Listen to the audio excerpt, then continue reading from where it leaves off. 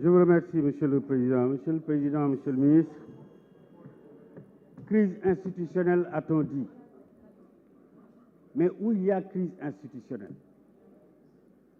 Pourquoi là où la loi ne dispose pas, on veut créer des dispositions ex nihilo?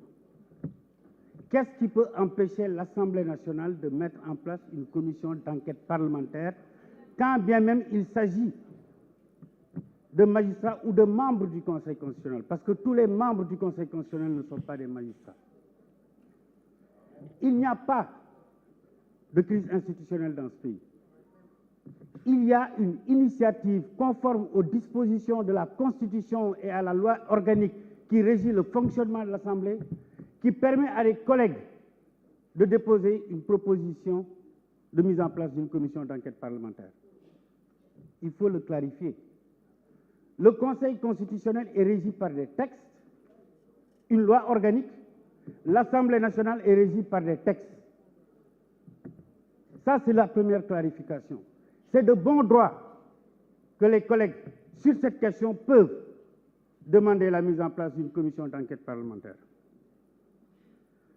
J'entends dire qu'il y a une plainte et que dès lors qu'il y a plainte, il faut arrêter la procédure. Non, ce n'est pas vrai.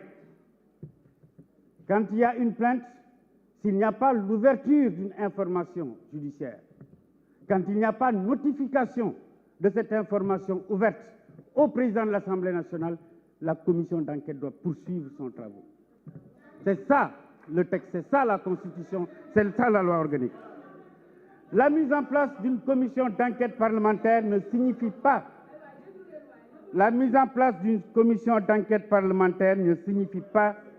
que le caractère concordant des accusations portées contre des personnes sont avérées.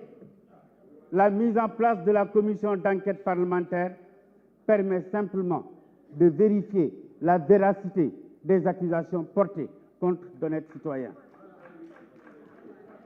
À ce stade de la procédure, il ne faut pas qu'on se trompe.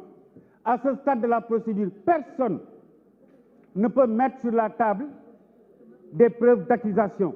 Les preuves d'accusation, on les met à la disposition de la commission d'enquête qui va être installée. Autre point, si on convoque quelqu'un qui ne veut pas venir, moi je dis, regardez en France, Roland Dumas, mon cher collègue, il a été président du Conseil constitutionnel de 1995 à 2000. Dans l'affaire Elf, à partir de 1997, il a été impliqué dans cette affaire. Il a suspendu ses fonctions et après, en 2000, il a été contraint de démissionner. Il s'est mis à la disposition de la justice. Mais je vais terminer rapidement sur un point. Si on veut faire un jeu en se disant « on ne peut pas me convoquer », oui, mais on a porté plainte contre des députés. Ouais, mais ces députés-là, si on veut les poursuivre, qui doit lever leur immunité? C'est l'Assemblée. Si vous faites obstacle au déroulement des travaux d'une commission d'enquête parlementaire mise en place par l'Assemblée, est-ce que demain, vous pouvez invoquer une levée d'immunité parlementaire des députés? Les députés ne le feront pas. C'est pourquoi il ne faut pas jouer avec le feu. Ce Sénégal nous dépasse. Pour le moment, on n'en est pas à ce niveau-là. Une commission d'enquête parlementaire peut conclure ses travaux sans qu'il y ait la présence de la personne incriminée. Ici, plus d'une fois, des commissions d'enquête parlementaire ont été mises en place, ont abouti à des conclusions sans qu'une personne incriminée ne vienne répondre à l'audition, à l'invitation de la commission d'enquête. Attention, attention, pour le moment, nañu wax ci ndeyu mbi ligi man waxuma ay report élection waxuma lenn dama ne est-ce que ñun am nañ sañ-sañ un groupe parlementaire qui fait posture républicaine dans ce pays, qui ne vote pas quand il n'est pas convaincu, qui vote quand il est convaincu, qui a une posture républicaine d'un parti mis en place par quelqu'un qui a été un combattant de la démocratie, au nom de quoi on ne doit pas donner droit à la mise en place de la commission d'enquête.